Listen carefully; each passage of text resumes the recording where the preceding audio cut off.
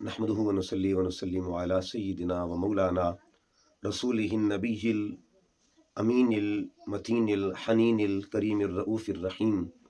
अम्मा बाद फ़अऊज़ु बिल्लाहि मिनश शैतानिर रजीम। बिस्मिल्लाहिर रहमानिर रहीम। क़ाल अल्लाहु तबारक व तआला फ़ी कलामिहिल मजीद यासीन वल क़ुरआनिल हकीम। सदक़ल्लाहु मौलानल अज़ीम। इन्नल्लाह व मलाइकतहु युसल्लूना अलन नबी या अय्युहल्लज़ीना आमनू सल्लु अलैहि व सल्लिमू तस्लीमा। अल्लाहुम्मा सल्लि अला सय्यिदिना व मौलाना मुहम्मदिन व अला आलि सय्यिदिना व मौलाना मुहम्मदिन मुबारिक व सल्लिम अलैहि। अस्सलातु वस्सलामु अलैका या सय्यिदी या रसूलल्लाह व अला आलिका व अस्हाबिका या सय्यिदी या हबीबल्लाह। मुअज़्ज़ज़ व मुहतशम सामीन व नाज़रीन, माह रमज़ान की मुक़द्दस साअतों में अशरा अखीरा में अज़मत कुरान पर बात हो रही थी। गुज़श्ता गुफ्तगू में हमने कुरान मजीद के हवाले से जुज़्वे कुरान की अज़मत पर बयान किया और अब उसका दूसरा हिस्सा वो जुज़ बहसीयत आयत कुरान पर बात हो रही थी। अब हम कुरान मजीद का जो जुज़ है सूरत के एतबार से उस पर बात करेंगे। अल्लाह रब्बुल इज़्ज़त ने सूरह यासीन में इरशाद फरमाया, यासीन वल क़ुरआनिल हकीम। ये सूरह मुबारका, इसका नाम यासीन है और ये यासीन के लफ्ज़ से या हुरूफ से शुरू हो रही है, यासीन। फिर आगे देखिए, इधर सूरत का नाम सूरत के आगाज़ में साथ ही फरमाया वल क़ुरआनिल हकीम। तो गोया इस सूरत के आगाज़ में दो पहलू नज़र आ रहे हैं, दो जाविया नज़र आ रहे हैं। एक जाविया है जुज़ का, एक है कुल का। जुज़ को सूरह यासीन कहते हैं और कुल को कुरान हकीम कहते हैं। अल्लाह रब्बुल इज़्ज़त कुरान मजीद के जुज़ का भी तारुफ करवाता है और कुरान के कुल का भी तारुफ करवाता है। तो आज हम सूरतों की रोशनी में कुरान मजीद के अज्जा का जिक्र करेंगे। अल्लाह रब्बुल इज़्ज़त ने जब कुरान के मुनकरों को चैलेंज किया, कुरान मजीद की हक्कानियत का जिक्र फरमाया, तो अल्लाह पाक ने पहले बारे में सूरह बकरा में इरशाद फरमाया, फ़अतू बिसूरतिम मिन मिस्लिही। ए हबीब सल्लल्लाहु अलैहि वसल्लम, इनको फरमा दीजिए अगर इनके अंदर हिम्मत है, ताकत है, तो कुरान की एक सूरत जैसी सूरत ला कर दिखा दे।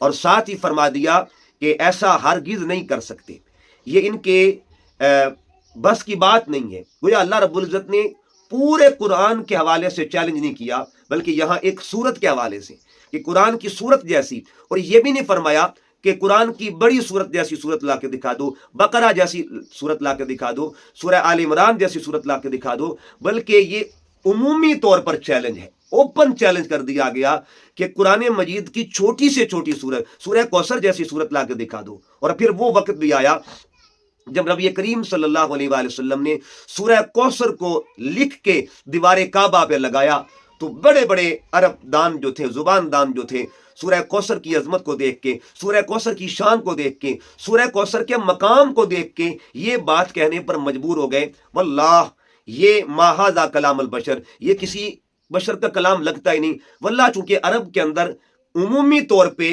कसम के तौर पे जुमला बोला जाता था, इसलिए उन्होंने कहा कि ये किसी इंसान का कलाम ही नहीं लगता। जब कुरान की आयत की बात हो तब भी यही मामला दोहराया जाता है कि ये किसी इंसान का कलाम ही नहीं है, और जब कुरान की सूरत की बात हो तब भी यही बात अरब के लोग कहते थे कि ये किसी इंसान के कलाम नहीं है। तो कोई अल्लाह रब्बुल इज़्ज़त ने सूरत के जरिए से पूरे कुरान की अजमत का बयान फरमाया।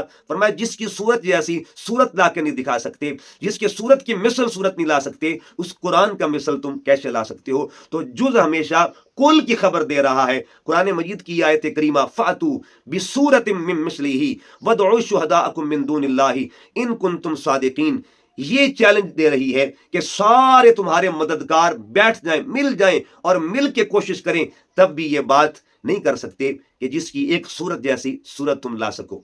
बहरहाल अल्लाह रब्बुल इज़्ज़त ने कुरान मजीद की सूरतों की शान भी बयान फरमाई, और सूरत जुज़्वे कुरान है। सूरत कुरान का हिस्सा होता है। जब कुरान के जुज़ का ये कमाल और मर्तबा है, तो कुरान के कुल की शान का आलम क्या होगा। आइए हम कुरान मजीद की सूरतों की तरफ आते हैं। कुरान का जुज़ भी शान वाला और कुल भी शान वाला। जब हम कुरान मजीद की तरतीब को देखें, तरतीब किताबी को, तो पहली सूरत जिसे सूरतुल फातिहा कहते हैं, اور یہ سورہ فاتحہ الحمد سے شروع ہو رہی ہے۔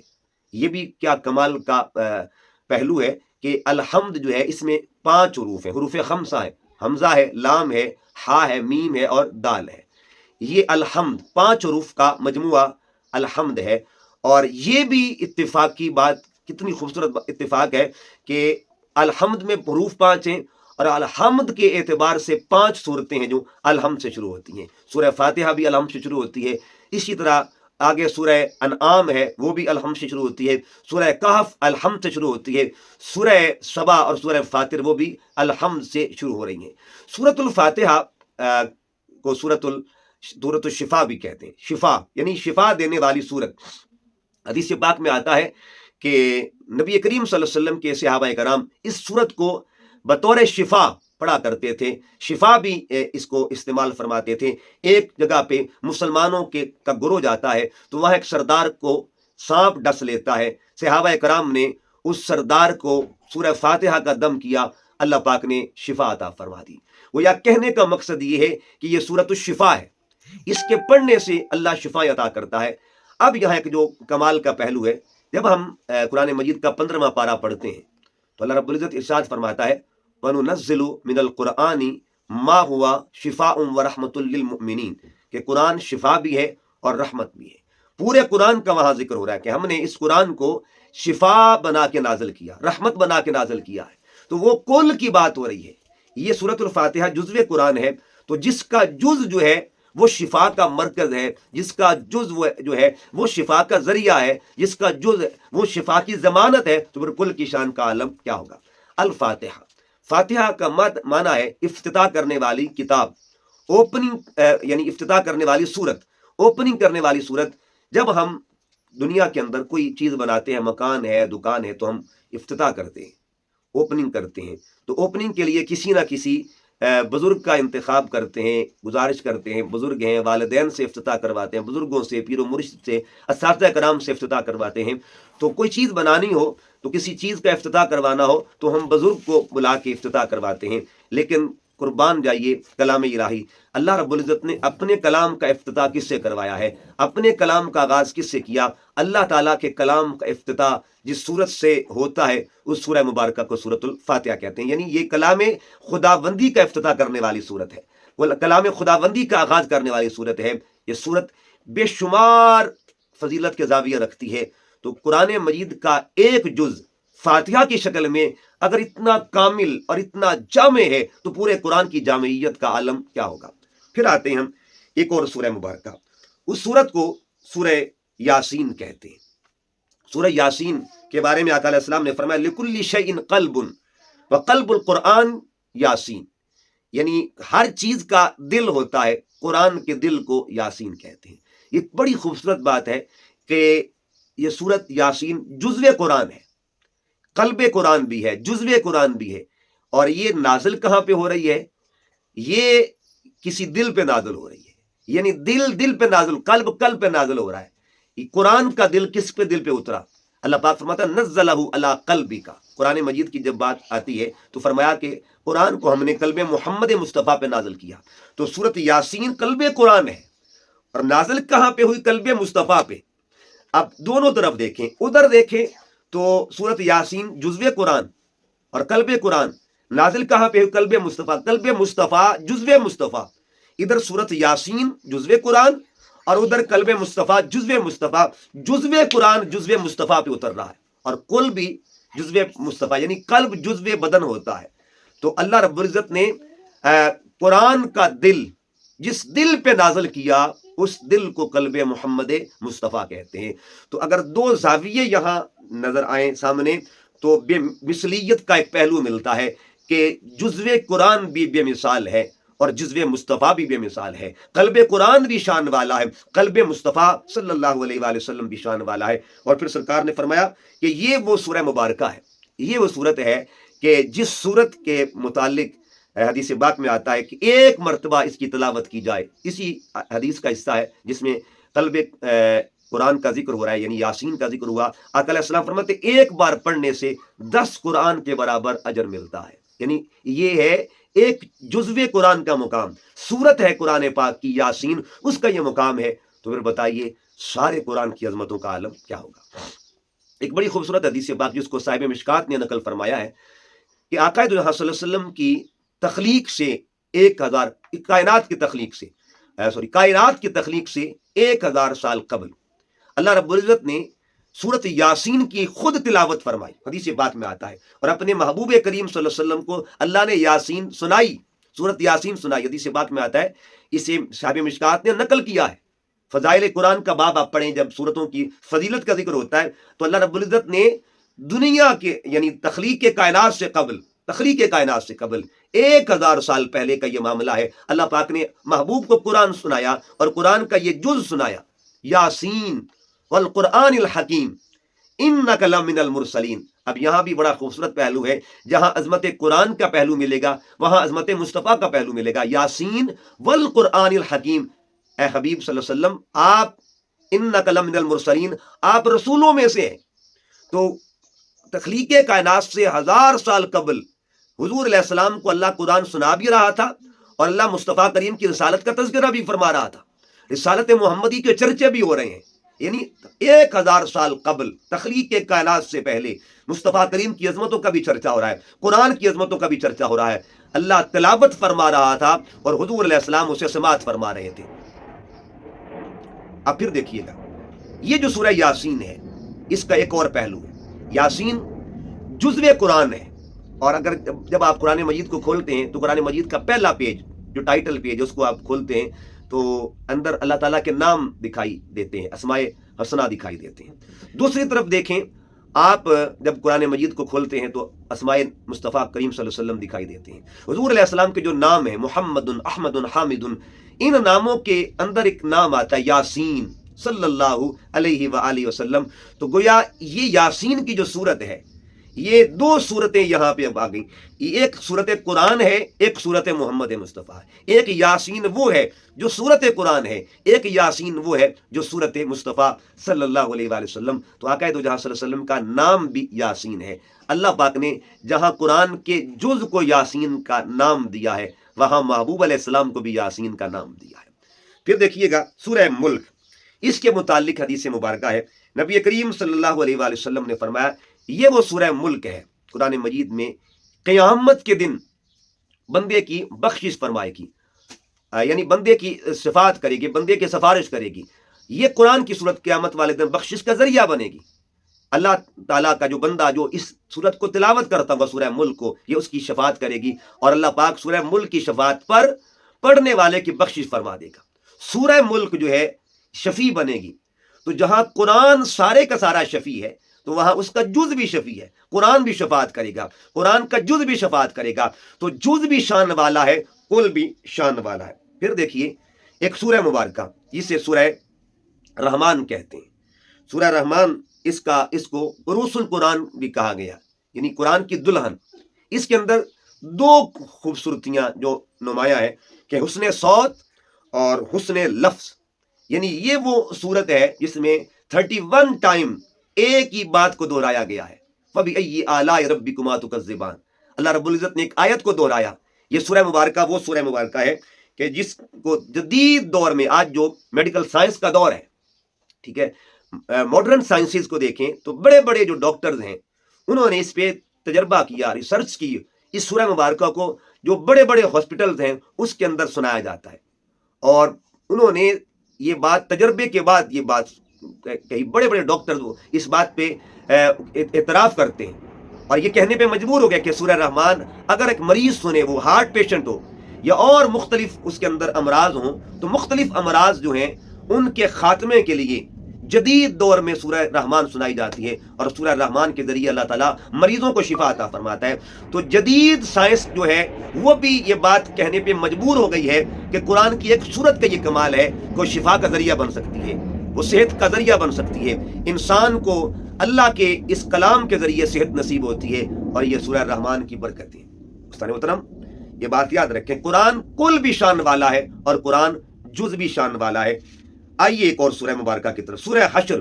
سورہ حشر یہ قرآن کا ایک جز ہے 28ویں پارے میں، اس کا بھی جز آگے ہے۔ حدیث پاک میں آتا ہے اس کی جو آخری 3 آیات ہیں، آخری جو لاسٹ میں 3 آیات ہیں، ان کی عظمت، ان کی شان، ان کا مقام کیا ہے؟ آقا کریم صلی اللہ علیہ وسلم نے فرمایا جو بندہ صبح کے وقت اعوذ باللہ سمیع العلیم من الشیطان الرجیم کے ساتھ ان 3 آیتوں کی تلاوت کرے گا تو 70,000 فرشتے زمین پہ اترتے ہیں اس کی بخشش کے لیے اور اس کی بخشش کی دعائیں مانگتے ہیں۔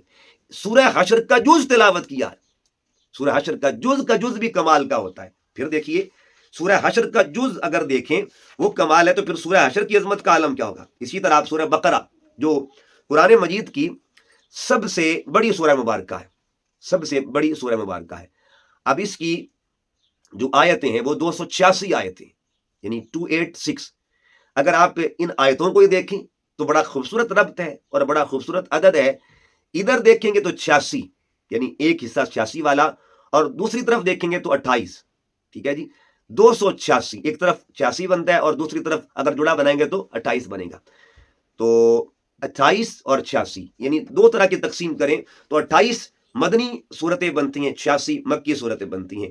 یہ سورہ بقرہ بھی وہ شان والی صورت ہے جو جز کے اعتبار سے بھی شان والی ہے اور کل کے اعتبار سے بھی شان والی ہے۔ آقا تو جہاں صلی اللہ علیہ وسلم نے فرمایا کہ جس گھر میں سورہ بقرہ کی تلاوت ہوتی ہے وہ گھر شیطان کے داخلے سے محفوظ ہو جاتا ہے، اللہ تعالیٰ شیطان کو اس گھر میں داخل ہونے نہیں دیتا۔ یہ سورہ بقرہ کی برکت ہے۔ پھر سرکار صلی اللہ علیہ وسلم کی ایک اور حدیث مبارکہ، آقا تو جہاں صلی اللہ علیہ وسلم نے فرمایا رات کے پہر سونے سے پہلے جو بندہ سورہ بقرہ کی آخری آیات تلاوت کرتا ہے، آمن الرسول بما انزل الیہ من ربہ والمؤمنون، یہاں سے لے کے اینڈ تک جو تلاوت کرتا ہے، میرے کریم آقا علیہ السلام فرماتے ہیں یہ آیتیں اس کے لیے کافی ہیں، اس کے تمام معاملات کے لیے کافی ہیں۔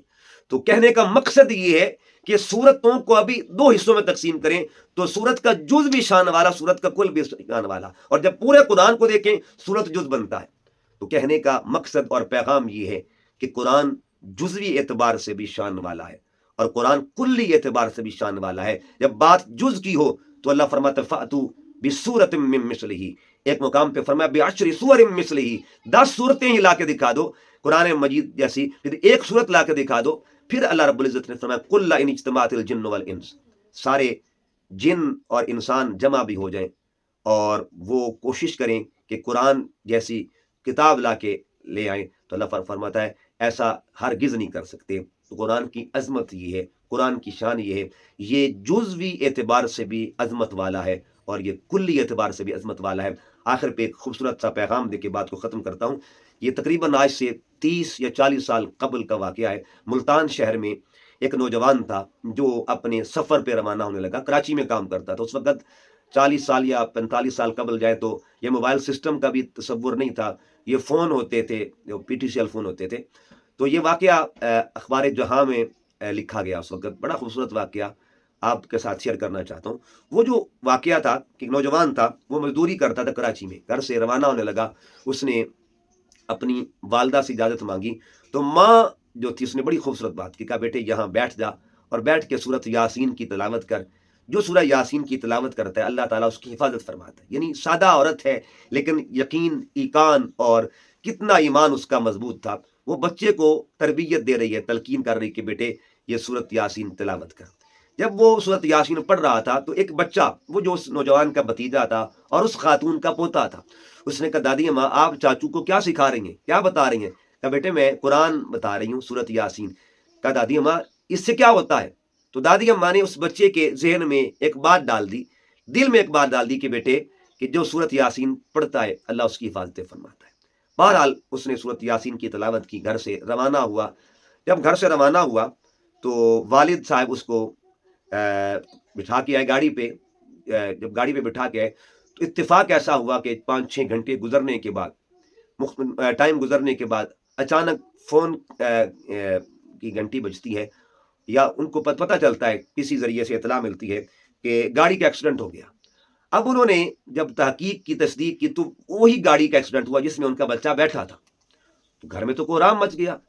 اب یہ بھی اطلاع ملی کہ ایک ہی سواری بچی ہے، باقی ڈیتھ ہو گئی ہے۔ تو اب اور پریشانی ان کو لاحق ہو گئی کہ اب انہوں نے پتہ چلایا کہ وہ ایک کون ہے۔ امید تھی کہ بچنے والا شاید ہمارا ہی شہزادہ، ہمارا لال ہو، لیکن بچنے والا کوئی اور تھا۔ بہرحال گھر میں ایک کوہرام مچا ہوا ہے، گھر سے روانہ ہو گئے ڈیڈ باڈی کو لینے کے لیے۔ یہ گھر میں سارے لوگ تصور کیے بیٹھے تھے کہ بچہ فوت ہو گیا، ڈیتھ ہو گئی اس کی۔ ساری بات ہے کہ جس گاڑی میں بیٹھا تھا اسی کا ایکسیڈنٹ ہوا ہے اور ایک ہی بچہ ہے وہ ان کا بیٹا نہیں ہے۔ تو گھر میں مہمان آ گئے، رشتہ دار آ گئے، یہ سوال ہونے لگے کہ بچہ تو ڈیتھ ہو گئی ہوگی، ڈیڈ باڈی کی تیاری ہو گئی کہ اس کو لینے کے لیے چل پڑے۔ جب وہ وہاں پہنچے تو ان کو وہاں بچہ نہ ملا، ڈیڈ باڈی نہ ملی، اب اور پریشان ہو گئے۔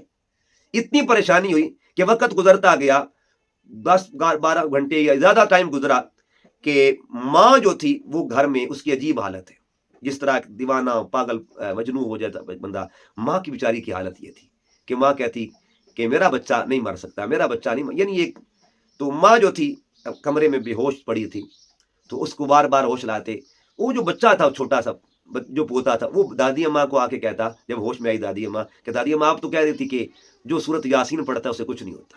بہرحال کچھ ٹائم گزرنے کے بعد اچانک فون کی گھنٹی بجی۔